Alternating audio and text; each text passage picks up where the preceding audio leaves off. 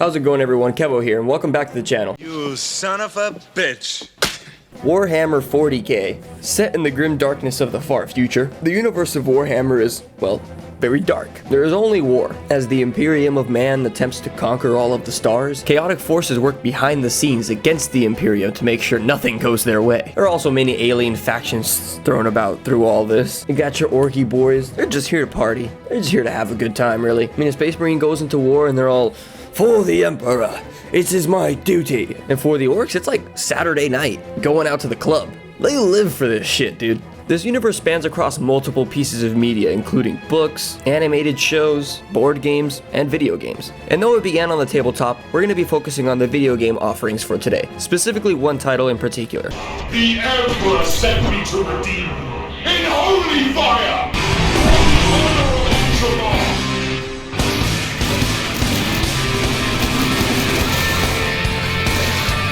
None can stand against the might of the Imperium. For the Emperor, all upgrades in custom. Death will hold This is the Emperor's will. The enemies of the Imperium will taste death this day.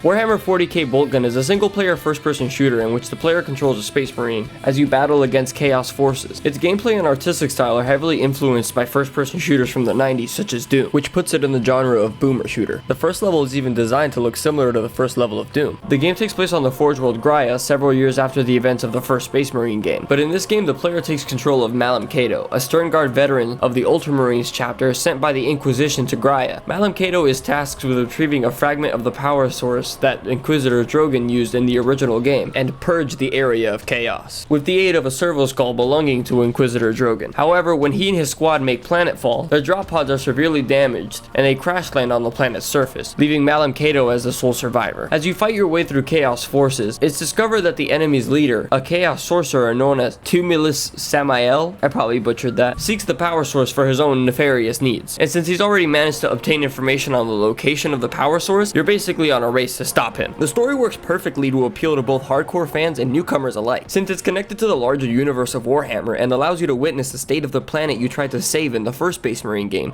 several years later. On the other hand, it's also simple enough to where you don't really need a formal introduction to Warhammer to enjoy this game. I mean, this is the first piece of Warhammer media I ever consumed. The boomer shooter genre naturally lends itself to this style. After all, the games that inspired it, the early first-person shooters of the late 90s, tend to treat story as an afterthought, focusing more on gameplay and level design. So at the end of the day, all you really need is a simple goal and a reason for achieving that goal. And in this case, you simply need to retrieve the power source in order to keep it out of the hands of chaos. The player character reflects this philosophy perfectly too. Malum Cato is one of the most devoted servants of the Imperium, and for him this mission is nothing more than an excuse to purge the world of heretics.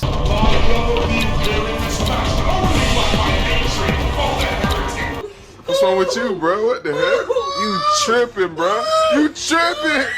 Even his idle animation displays his devotion to the Imperium. Malum Cato will sit there and read the Codex Astartes, the code in which all Space Marines must follow. The game has a total of 29 missions, 24 in the main game and 5 that are DLC. And BoltGun has everything that retro first-person shooter fans enjoy. Fluid controls that allow you to feel like a walking battle tank that's still insanely fast and agile.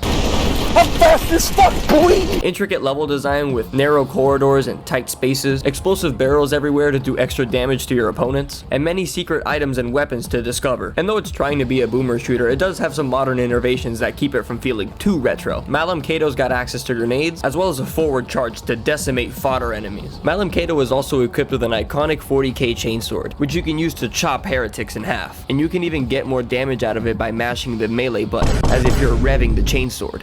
Now that's a lot of damage! The insane volume of weapons is one of the many highlights of BoltGun. The game starts you off with the standard Sacred Space Marine bolter rifle, and though it's the starting weapon, it remains useful all the way to the end. Some people even argue it's so good it breaks the game. The shotgun is introduced next, and in my opinion it leaves a lot to be desired. It's good for killing fodder enemies who are up close in a group, but its low damage makes it pretty forgettable and kind of useless against the tougher enemies of the later game. The plasma gun remains faithful to its lore counterpart in being insanely powerful but also very dangerous, since shooting it too many times consecutively will cause it to overheat, doing damage to the player. The projectiles also produce splash damage, so you really want to be careful when you're using this weapon. The heavy bolter is, well, a heavy version of the standard bolter. It's useful when you can't use the plasma gun because you don't have a lot of room to move around in and you need to get rid of stronger enemies quickly, like these these flying guys are Chaos Space Marines. The Vengeance Launcher shoots explosive projectiles that can stick to enemies and surfaces. Personally, I like using it when I've got a train of enemies chasing me and I want to get rid of them, but I won't lie, I'm not sure what the specific purpose of the Vengeance Launcher is, but I do love using it. It's good for the flying guys too, since the projectiles stick to them and they move around a lot. The Melta is another iconic 40k weapon like the bolter and the plasma gun that's accurately portrayed in BoltGun. It blasts most enemies away to cinders within seconds. Unfortunately, this comes at the cost of a really low ammo count. The Volkite rifle is a lesser known 40k weapon. It's essentially the big beam weapon, allowing you to just stand there and burn your enemy's health bar away. So you're gonna have to be constantly moving around in this game if you want to survive, so I wouldn't incentivize using it for anything other than the fodder. The final weapon of the main game is the grav cannon. Gravity weapons don't really seem to exist in the tabletop anymore, but it does seem the grav cannon is based on a real weapon that you could equip your Space Marines with at some point in 40k. I thought it was just this game's version of the BFG. It also fires a beam that melts your enemies, but it also creates a gravity field that damages enemies within a radius and pulls them toward it as long as you hold the trigger down. When you release the trigger, the field explodes, knocking enemies away and dealing more damage. The DLC adds 2 more weapons to Malum Kato's arsenal. The Multi-Melta. If you thought the Melta was goated, strap 2 of them together and try that out. Boom, you've got the Multi-Melta. Even stronger than its single Melta counterpart, the Multi-Melta is here to give you a leg up on the new challenges you'll be facing in the DLC. The rocket launcher has been added for seemingly the same reason, though splash damage on this one is insane, so you really want to be careful with it. BoltGun manages to be a fun first-person shooter while staying faithful to the source material in more ways than just its narrative and weapons. It's even mechanically faithful. The game has a mechanic known as strength versus toughness, where, just like in a Warhammer tabletop game, the damage your weapons deal changes based on the toughness of your opponent. The toughness of any opponent can be seen next to their health bar, and the strength of your weapon is always displayed right above the ammo counter. Not only is this a super cool mechanic for us Warhammer nerds, but it also incentivizes the player to constantly be switching around their weapon and in turn their approach to how they interact with enemies, since you'll always want to have the best weapon for a particular enemy at the ready to rid yourself of them quickly. As I mentioned before, the game has many secret items to find that can aid you greatly in your heretic killing spree. The Emperor's Visage gives you a boost in your shield, filling it past the maximum capacity by 100, and the description gives me Black Rage vibes. If you know, you know. The Aura of Doom increases your damage and reduces incoming damage, which is very useful for those tough bosses when it's available. The Assault Doctrine powers up the chainsword, making the weapon viable for tougher enemies. The Munitions Boon increases max ammo on all weapons considerably,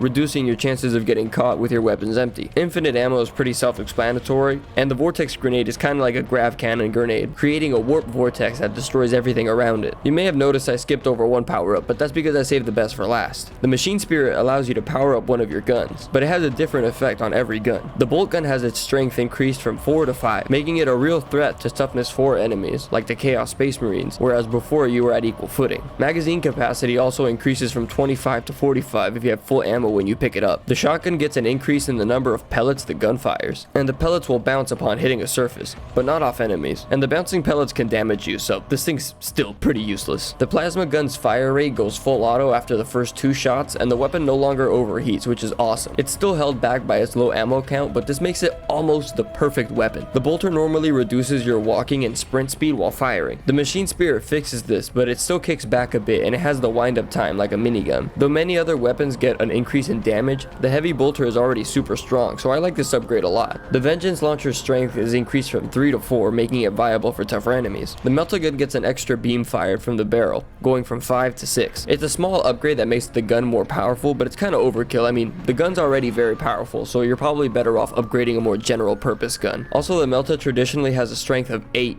in 40k, not 7. This was most likely done so that it can't do bonus damage to bosses, which would kind of ruin the balance. The Volkite Caliber, I called it the Volkite Rifle earlier, my bad, also has an upgrade that you may not immediately notice. The beam pulses roughly every second, doing damage to the target. The Grav Cannon's upgrade greatly increases the gravity field's radius and pull, and the explosion has a much greater knockback and damage over time. The missile launcher reloads faster and utilizes crack missiles, which, much like crack grenades, deal very high damage. Wait, I never really mentioned crack grenades. Hold up. Well, crack grenades are very clutch, but you can only carry one at a time. They explode on impact, unlike the regular grenades, and yeah, they're very strong. And finally, the goated Multi-Melta fires full auto instead of pausing after 3 shots. I kinda wish it just took the crazy knockback away instead of this, but this upgrade's pretty good too. You can get rid of a good amount of a boss's health bar right out of the gate with this. The Machine Spirit upgrade is by far the best power-up to find in the game, since it adds another layer of death to each weapon, and it's pretty much a must-find item in each level. Now, you may remember when we first went over the weapons of BoltGun, I mentioned how The titular weapon is so damn good in this game that you can pretty much beat the entire game with it. Now you may be thinking, how could it possibly be stronger than the grav cannon or the multi-melta? Well, that's the thing, it's not exactly stronger, it's just more useful and versatile, since the bolt gun is the one and only weapon that can utilize multiple different ammo types without the use of the machine spirit, I guess. Players can find dragonfire rounds that produce a fiery death for your enemies in a wider area of effect, the kraken rounds which fire much faster than normal, and the vengeance rounds that can penetrate through walls and enemies. Partnering the dragonfire rounds with the machine spirit upgrade on the bolt gun is a recipe for disaster for the forces of chaos. This, along with its high ammo count, make it the perfect weapon to cleanse imperial planets of heresy. Speaking of heretics, bolt gun has no shortage of unique enemies to encounter along your mission, from the fate-changing forces of Tzeentch, the Chaos God of Change, to the bloated, disease-ridden army of the Grandfather, Nurgle, the Chaos God of Rot and Decay. You've got little annoying fodder creatures you can farm for health and shields, like the pink and blue horrors, the Nurglings, the lesser plague toads, and cultists. Medium strength enemies that offer more of a challenge and force you to try out new weapons, like the Chaos Space Marines, Plague Toads, Chaos Terminators, Screamers of Tzeentch, and that pesky son of a bitch. We need to talk about him for a sec. Oh Lord, he coming! The aspiring champion is one tough motherfucker. Whenever this wannabe spawns in, he makes it his sole purpose to chase you down. And if he catches up to you, he deals devastating melee damage. As if that wasn't enough, if you manage to kill him after, you better not stop shooting until he's turned into fucking giblets. Because if you do stop, he'll revive himself as the chosen champion, gaining 1 whole point of strength in the process, making him deal more damage and harder to kill. This can be avoided by killing him faster than he can revive, or if you can kill them before they can ever do damage to you, they will also not revive. Our final class of enemies are those you want to save the ammo on your strongest guns for, like the bloat drones, ambles, and bosses like the Great Unclean One, the Lord of Change, and Chaos Sorcerers. All these enemies are littered around each level, and though you get a completion bonus for killing every enemy, there's always an option to run away, except for in the purge segment. Each level in bolt gun is pretty straightforward. You just kind of go forward and get to the end while killing everything in your way. And if you ever get lost, you can just press N to have the servo skull guide you. But eventually you'll come across a room that you'll be locked into, and you'll only be able to leave after defeating the chaos forces in that area. These purge sections are reminiscent of modern shooters like Doom Eternal, which will lock the player in a large arena until a certain number of enemies are killed. I don't necessarily think that's a bad thing. It's just worth mentioning. A good strategy for these, or just the game in general, is just to always stay moving. Standing still is a guaranteed way to take damage. There's always a way to get out of sight and recoup, and there's always many health, shield, and ammo caches scattered around to aid you. But if the going ever gets too hard for you, or if you're like me and you don't want to be challenged while you're gathering footage for a video, the game has access to cheats on the accessibility tab in settings. This is another aspect of many in bolt gun that keeps the retro boomer shooter spirit alive, with access to classic cheats like give all weapons, invulnerability, and unlimited ammo. When it comes to negatives, I mean, outside of the shotgun sucking dick, I don't have many real complaints about this game. At first I didn't like that the machine spirit isn't a permanent upgrade and you lose it after the level ends, but it would have made the guns way overpowered by the end game. Same with the assault doctrine for the chainsword. At first I thought this was a permanent upgrade so you can slowly scale it up to the stronger enemies in the late game, but no, and it kind of makes sense that it's left that way. All in all, I would highly recommend Warhammer 40k bolt gun to fans of 40k and newcomers alike. I think it's a really fun introduction, at least into Space Marine 1 and 2, which will probably lead you down the rabbit hole anyway. And even if that's not what you're looking for, you can still have fun in a mindless arcade shooter screaming your head off at heretics. I'll smash them to pieces! It's definitely worth the money, especially with the Forges of Corruption DLC, and I would highly recommend playing it if you haven't already. It was on Game Pass for a while, but they just recently ripped it down, which is a bummer. But hey, support the developer. I mean, this isn't a AAA game, so they definitely appreciate it, and they deserve it. With that being said, I think I'm gonna end this video here, guys. If you enjoyed it, please leave a like, and subscribe if you want to see more videos, and I'll see you in the next one.